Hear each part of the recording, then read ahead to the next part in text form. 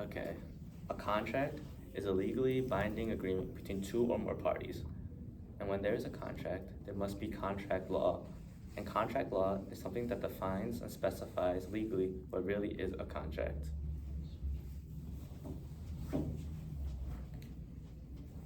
A contract is only binding when it fulfills the 6 steps.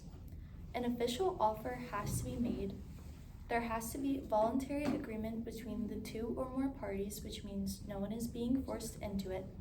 And there must be consideration on both ends. Hey, the last 3 are both parties have to be competent in the agreement. Secondly, the contract must cover a legal law. And finally, the contract has to be properly formatted.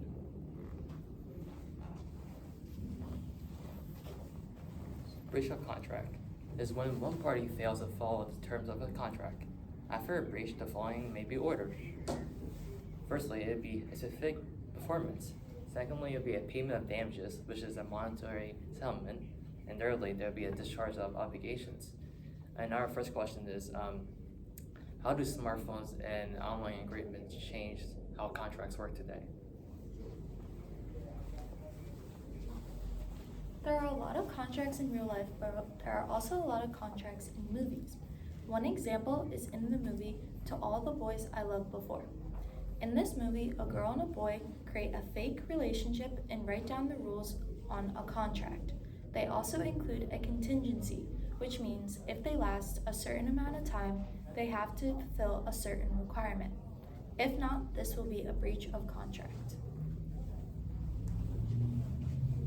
And another real life example of contracts is between Pepsi and some guy like years ago.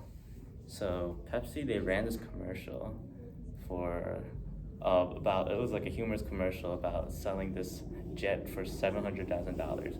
All you had to do was like send in like a check to Pepsi and you'll get this a jet. And so there was this guy, and he was like, all right, I'll send in the jet. And then I'll send in the money for the jet. So he actually sent in to Pepsi a $700,000 check, expecting to get a jet. And he actually took Pepsi to court for this. And he sued and everything. And the judge and the courts, they sided with Pepsi for one main reason, that there really was no contract.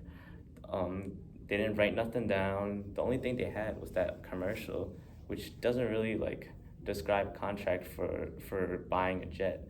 And so they just threw out his case, and it wasn't really like a real thing.